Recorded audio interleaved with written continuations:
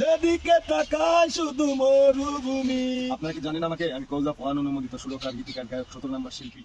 এবার আমরা শুনতে যাচ্ছি ক্যাপ্টেন জুনিয়র সাকিব খান, তার নিজের কণ্ঠে নিজের লেখা একটা গান শুনবো তার কাছ থেকে আমরা। সুরে নিজের সুরেই তিনি গানটা বলবেন।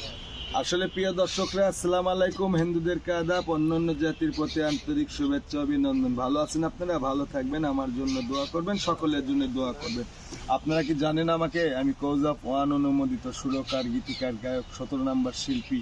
তো আমার ভাইয়েরা আবেদন করছে যে আমার নিজের লেখা, নিজের কণ্ঠে, নিজের সুরে একটা সং, কোনো শিল্পীর না, কোনো মা বা কোনো সুরকার, গীতিকার, গায়কের না, আমার কণ্ঠে, আমার নিজের লেখা, আমার আধ্যাত্মিক গান শোনেন। আমি হেডিংটা, হেডলাইনটা কই, শোনেন। যদি ভালো লাগে কমেন্ট, লাইক, শেয়ার করেন, আমাকে সাপোর্ট দিয়েন। পৃথিবীতে এসে লাভ কি বলো, যন্ত্রণায় আর যন্ত্রণা রে। পৃথিবীতে এসে লাভ কি বলো, যন্ত্রণায় আর যন্ত্রণা রে। যেদিকে তাকায় শুধু মরুভূমি, মনে হয় পৃথিবীতে বাঁচব না রে।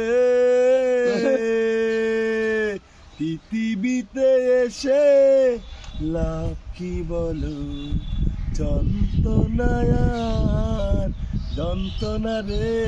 খালি হেডিংটা শুনেলাম। ঠিক আছে, ধন্যবাদ আপনাকে।